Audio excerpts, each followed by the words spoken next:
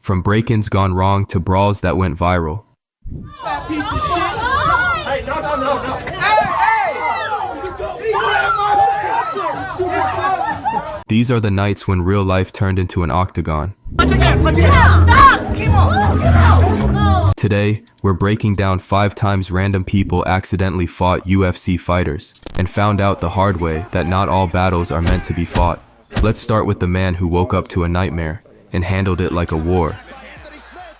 Anthony Smith versus the home intruder. It's 4 a.m. Anthony Lionheart Smith, light heavyweight contender, family man, calm analyst, is asleep. His wife and 3 daughters are home. Then a scream, a sound so loud it vibrates through the walls. Not the kind of sound you hear in suburbia, the kind that flips your survival switch. He grabs whatever's nearby and steps into the hallway. And there he is, a stranger, barefoot, screaming, flexing like he's about to audition for a horror movie. Smith hesitates for a second, then charges. What follows isn't a clean UFC takedown. It's chaos. Coming my way, so I paused and kind of thought to myself. Furniture breaking, grunts, panic. Smith takes him down, elbows flying, fists hammering, but the guy doesn't stop. This was one of the toughest fights of my life, Smith said later. And then just panic. It's like the most terrifying moment of your life. He's fought John Jones, Shogun Rua, Gustafsson. But this random 22-year-old, 165 pounds of adrenaline and insanity just wouldn't go down. Minutes pass. Smith is exhausted. His living room looks like a crime scene. When police finally drag the man away, he's bleeding, swollen, still fighting. Not a break-in, not revenge, just chaos. A total stranger who picked the wrong house on earth to enter. If you ever wondered what happens when a civilian fights a pro, this is it. No gloves, no crowd, no mercy. Mike Perry versus the restaurant crowd. If Anthony Smith is the calm after the storm, Mike Perry is the storm. Right hand and another big knee. He's hurt bad. Perry looking to finish. A one-man highlight reel of violence and self-sabotage. It's 2020, a restaurant in Texas. Perry's with his girlfriend, the one he famously used as his only corner during fights. Drinks are flowing, voices rise. Somebody says the wrong thing. Perry stands up, and suddenly, the room shifts from dinner to demolition. He slaps the restaurant manager, just because. Outside, an older man tries to calm him down. Perry turns, dead-eyed, fists cocked. One punch. That piece of shit. Hey, no. Hey!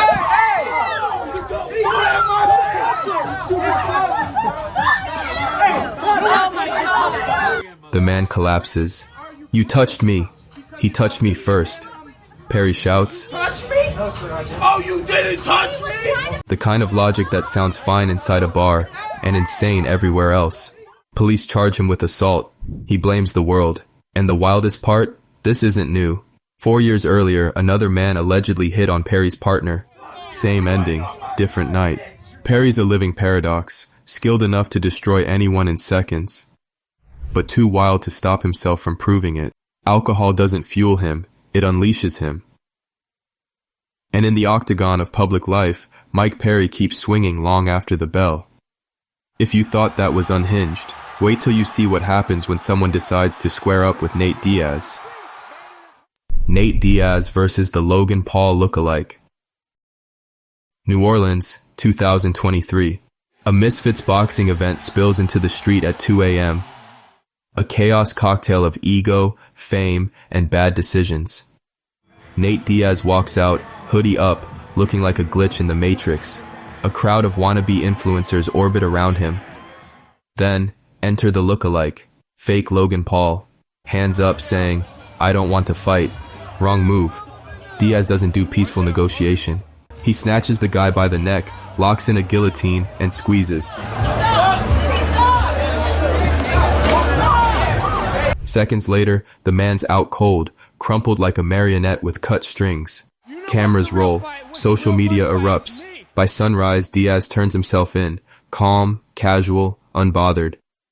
But the plot twist? The victim isn't just some random dude. He's an amateur MMA fighter. Record 0-5. Nickname, not Logan Paul. You can't make this up. He tries to sue Diaz, claims head trauma, loss of income, psychological distress. Diaz's legal team responds with a single LOL. And that's how it ends. One man's humiliation, another man's warm-up drill. Nate Diaz doesn't fight for sport. He fights because it's his language. And if you run up on him at 2 a.m., you're about to get fluent real quick. You might think UFC fighters are all rage and reflex, but then there's Matt Serra, small, laughing, a teddy bear with black belt credentials, until you spill a drink in his direction. Matt Serra versus the drunk at the diner. Las Vegas, night before Matt Serra's Hall of Fame induction. He's at dinner with his wife, celebrating, calm, retired. Then chaos walks in, a drunk guy, loud, throwing things, picking fights with waiters. Serra tries to ignore it, but then the guy takes off his shirt. That's a universal sign for things are about to get stupid. The drunk charges. Serra's instincts take over. In a blur, he's on top of him, mounted like a spider clinging to a wall. Calm down, Serra says, laughing. The guy's thrashing, cursing, promising to press charges. Serra just holds him there, grinning, waiting for security. Years of BJJ boiled down to this. One man neutralized without a single punch. That's the quiet power of a true martial artist. Control, not chaos. Dominance without destruction. And somewhere in that restaurant, between spilled drinks and shattered pride, a lesson was learned. Never start a fight with a guy whose warm-up drills involve choking out legends. But if you think UFC fighters always win in the wild, think again. Even warriors fall. Even gods bleed. And that brings us to one of the most surreal moments in UFC history. BJ Penn versus the streets of Hawaii. Once upon a time, BJ Penn was untouchable. The prodigy, 2-division champion, a jiu-jitsu savant who choked out monsters twice his size. He wasn't just a fighter, he was mythology in motion. But legends don't always age gracefully. By 2019, Penn hadn't won a fight in 8 years. The chin that once took granite punches was cracking. The aura was fading. And then, one night in Hawaii, it all came crashing down. Cell phone footage shows Penn outside a bar, shirtless, slurring, daring a man to hit him. Come on, hit me. The man obliges. One punch. BJ Penn drops. The internet explodes. The fall of a titan captured in 240p. Later, another clip surfaces. Penn on top, raining punches. Redemption? Maybe. But the damage is already done. A legend felled not by a rival, but by his own demons. It's the saddest kind of knockout. When the fighter can't recognize the fight is already over. If there's a theme to all of this, it's simple. The cage doesn't end when the fight does. For Anthony Smith, the cage followed him home. For Mike Perry, it followed him into every bar he walked into. For Nate Diaz, it's the street itself. For Matt Serra, it's a test of restraint. And for BJ Penn, it became a mirror. Showing him the man he used to be, and the one he'd become. These aren't just fights. They're moments when the mask of celebrity gets torn off. When instinct overrules reason. When the human animal reminds the world, we're all one bad decision away from chaos. Coda. The price of the cage. The UFC builds warriors, but it doesn't teach them what to do when the crowd's gone. When the lights are out. When the only opponent left is yourself.